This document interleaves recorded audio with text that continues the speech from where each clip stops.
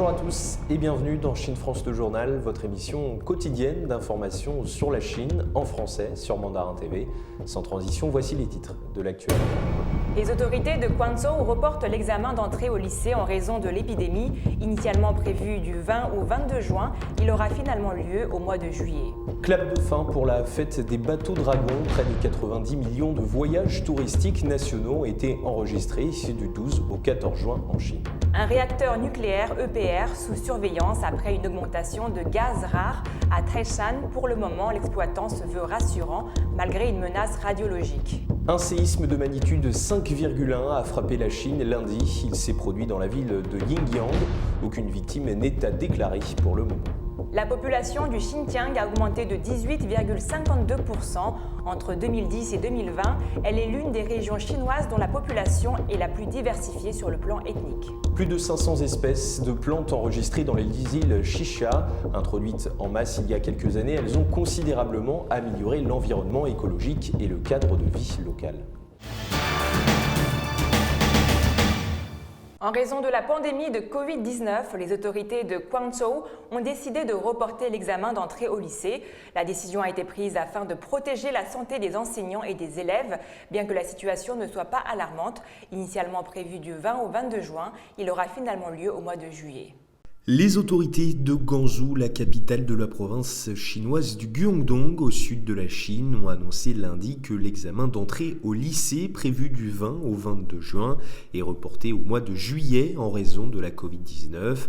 La décision a été prise afin de protéger la santé des enseignants et des élèves par des mesures de prévention et de contrôle de l'épidémie, car l'examen dans la situation actuelle pourrait augmenter les risques d'infections croisées. C'est ce qu'a déclaré le département municipal de l'éducation. L'heure de l'examen sera fixée rapidement en fonction de la situation épidémique et sera rendue publique à l'avance. C'est ce qu'a déclaré Gu Zongpeng, directeur adjoint du département. Plus de 90 000 collégiens devraient participer à l'examen. Lundi, les autorités de Guangzhou ont également levé le confinement dans 11 zones de 5 arrondissements après l'amélioration de la situation épidémique. La province du Guangdong a signalé 4 cas de Covid-19 transmis localement dimanche, tous dans la capitale Guangzhou. C'est ce qu'a indiqué la commission provinciale de la santé.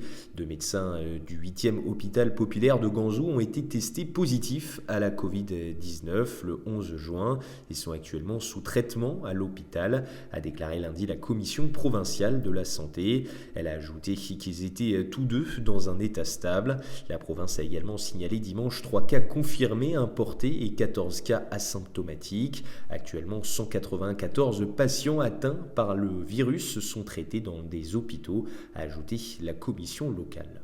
185 cas et 15 morts dus au Covid-19 ont été recensés à Taïwan. L'île connaît en effet depuis quelques semaines une recrudescence de cas. Toutefois, la situation sanitaire semble s'améliorer puisqu'il s'agit du 2e jour consécutif où le nombre quotidien d'infections de l'île est inférieur à 200. Taïwan a signalé lundi 185 cas transmis localement de Covid-19 et 15 décès dus à la maladie, a annoncé l'agence locale de surveillance des maladies. Il s'agit du 2e jour consécutif où le nombre quotidien d'infections de l'île est inférieur à 200, ce qui indique que l'épidémie s'atténue. Sur les 11 547 cas confirmés signalés entre le 11 mai et le 12 juin, plus de la moitié, plus précisément 5 802 personnes se sont rétablies et ont quitté la quarantaine. Parmi les nouvelles infections rapportées lundi, 83 étaient des hommes et 102 des femmes et ont présenté des symptômes entre le 28 mai et le 13 juin. Les 15 décès, à savoir 9 hommes et 6 femmes, sont survenus entre le 5 juin et le 13 juin. Le nombre total de cas confirmés sur l'île depuis le début de l'épidémie s'élève à 13 106, dont 11 898 cas locaux. 452 décès ont été enregistrés de leur côté. La fête des bateaux dragons, qui a débuté le 12 juin, s'est achevée lundi.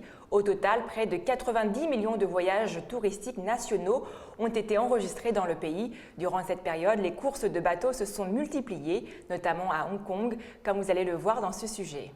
La Chine a enregistré plus de 89 millions de voyages touristiques nationaux pendant les 3 jours de la fête des bateaux dragons, soit une augmentation de 94% par rapport à l'année dernière. C'est ce qu'a déclaré lundi le ministère de la Culture et du Tourisme. Les revenus du tourisme ont atteint 29 milliards de yuan, soit environ 4,5 milliards de dollars, soit une hausse de 140% par rapport à l'année dernière. Les congés de la fête des bateaux dragons se déroulaient cette année du 12 au 14 juin. Tous les ans, le 5e jour du 5e mois lunaire sont organisées un peu partout à Hong Kong des courses de bateaux dragons. Ces embarcations longues dotées d'une tête et d'une queue représentant l'animal le plus puissant du bestiaire chinois. La tradition de la fête des bateaux dragons remonte à plus de 2500 ans dans le sud de la Chine.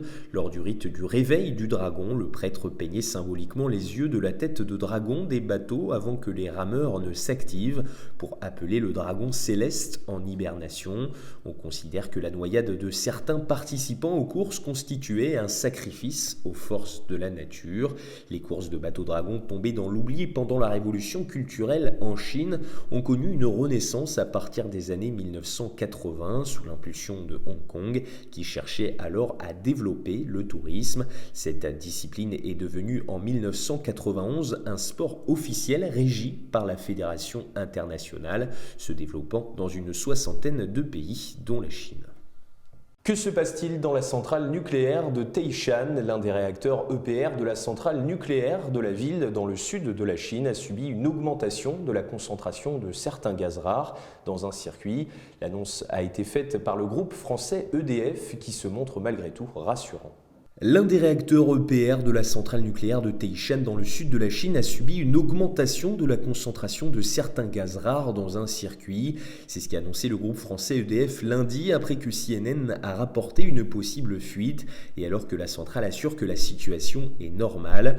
Le circuit primaire est un circuit fermé contenant de l'eau sous pression qui s'échauffe dans la cuve du réacteur au contact des éléments combustibles. Les gaz dits rares comptent l'argon, l'hélium et le krypton, le néon ou encore le xénon. La présence de certains gaz rares dans le circuit primaire est un phénomène connu, étudié et prévu par les procédures d'exploitation des réacteurs, a ajouté l'entreprise.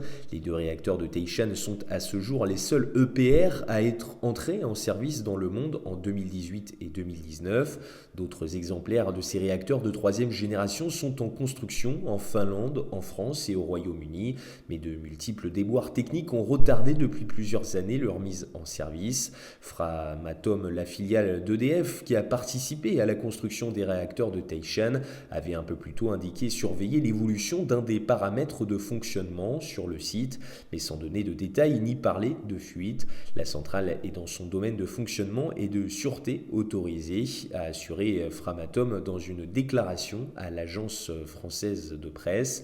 CNN, sur la base d'une lettre envoyée par Framatome au département de l'énergie américaine le 9 juin dernier, a fait état d'une possible fuite dans cette centrale. Framatome se serait adressé aux États-Unis pour demander une autorisation d'assistance technique afin de résoudre une menace radiologique imminente. Toujours selon la chaîne américaine, les autorités de sûreté chinoises auraient également relevé des limites acceptables de radiation extérieure du site pour éviter d'avoir à mettre la centrale à l'arrêt. Petite frayeur au Yunnan, un séisme de magnitude 5,1 a frappé la province chinoise aux alentours de 18h samedi. Si aucune victime ni blessé n'est à déplorer pour le moment, les autorités locales ont envoyé des renforts pour évaluer la situation. Un séisme de magnitude 5,1 a frappé samedi à 18h heure de Beijing le district de Yingjiang dans la province chinoise du Yunnan au sud-ouest du pays. Selon le centre du réseau sismique de Chine, l'épicentre a été localisé à 24 degrés de latitude nord et à 97 degrés de longitude est, à une profondeur de 16 km selon le centre. Aucun décès ou blessé n'a été signalé pour le moment. Les autorités locales ont envoyé des renforts pour évaluer la situation. Dans le bourg de Mengyong, à l'épicentre, les habitants ont dit que certains logements présentaient des fissures et que des tuiles étaient tombées de certains toits. Les habitants du siège du district de Yingyang ont déclaré avoir ressenti fortement le séisme pendant plusieurs secondes. Un événement qui nous rappelle un autre séisme de magnitude 6,1 qui avait frappé vendredi 21 mai la province du Yunnan dans le sud de la Chine toujours, tuant au moins 2 personnes et en blessant 17 autres. Elle est l'une des régions chinoises dont la population est la plus diversifiée sur le plan ethnique. Le Xinjiang a vu sa population augmenter de plus de 18% au cours de la dernière décennie. Selon le dernier recensement, la région comptait plus de 25 millions d'habitants en novembre dernier. En Chine, le dernier recensement montre que la population du Xinjiang a augmenté de plus de 18% au cours de la dernière décennie. Un rapport publié ce lundi indique que la région comptait plus de 25,8 millions d'habitants en novembre dernier, soit une hausse de plus de 18% par rapport à 2010. Ce chiffre a connu une croissance annuelle moyenne de plus de 1,7% au cours de la dernière décennie. La population de la minorité ouïghour dépasse les 11,6 millions d'habitants, soit près de 45% de la population totale de la région, et la population de l'ensemble des minorités est passée à 14,9 millions, soit 14% de plus qu'en 2010. La région autonome ouïghour du Xinjiang est l'une des régions chinoises dont la population est la plus diversifiée sur le plan ethnique. Plus de la moitié des habitants de la région appartiennent à des groupes ethniques principalement d'origine turque et majoritairement musulmans, parmi lesquels les Ouïghours, les Kazakhs, les Ouïs, les Kirghizes et les Tadjiks, les Ouzbeks et d'autres populations dont les langues, les cultures et les modes de vie sont très différents de ceux des Han qui sont majoritaires en Chine intérieure. La région autonome ouïghour du Xinjiang fait aussi partie des 5 régions autonomes de la République populaire de Chine où les minorités nationales reconnues officiellement se voient accorder une forme de représentation officielle dans les instances gouvernementales de la région. Si ces dernières années, les prix du porc ont doublé après une épidémie de peste porcine africaine qui avait décimé le cheptel, ces derniers sont en baisse depuis octobre. La situation s'étant grandement améliorée à la faveur d'une amélioration de la situation. Mais tous les produits alimentaires ne sont pas logés à la même enseigne, puisque les œufs frais ont vu en mai leur prix bondir de 14% sur un an.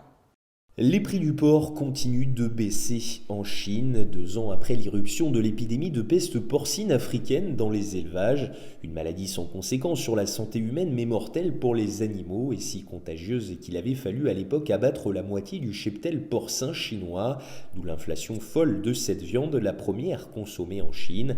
Les prix ont doublé l'an dernier par rapport à leur précédent record. Cet afflux de liquidités a permis aux géants chinois de la viande d'investir massivement dans des fermes industrielles, comme celle qui a démarré Mouyan Foods en septembre à Nanyang, dans le centre du pays. Elle nourrira à terme 84 000 truies. Pas étonnant que le prix du kilo de porc reparte à la baisse. Il ne vaut pas plus que l'équivalent de 3,80 €, ce qui reste encore 2 fois plus élevé que les prix de 2018.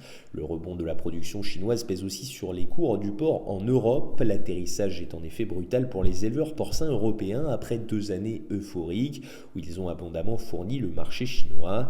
Désormais, non seulement ils subissent le retour plus rapide que prévu de la Chine à une plus grande autosuffisance en viande, mais la peste porcine a également fait son apparition dans les élevages de l'Allemagne au mois de septembre, ce qui lui a fermé d'autorité les marchés asiatiques, dont la Chine, le Japon et la Corée du Sud. Direction les magnifiques îles Chicha maintenant. D'après une récente campagne d'étiquetage, plus de 500 espèces de plantes ont été enregistrées dans cette région paradisiaque. Leur présence a considérablement amélioré l'environnement écologique et le cadre de vie locaux, comme vous allez le découvrir dans ce sujet. Plus de 500 espèces de plantes ont été enregistrées dans les îles Chicha de Chine d'après une récente campagne d'étiquetage des plantes. Le projet d'étiquetage des noms couvre les plantes de plus de 10 îles et récifs des îles Chicha, dont l'île Jinqing, l'île Zhoushu, l'île Gongkan, a indiqué le département provincial du logement et du développement urbain et rural de Henan.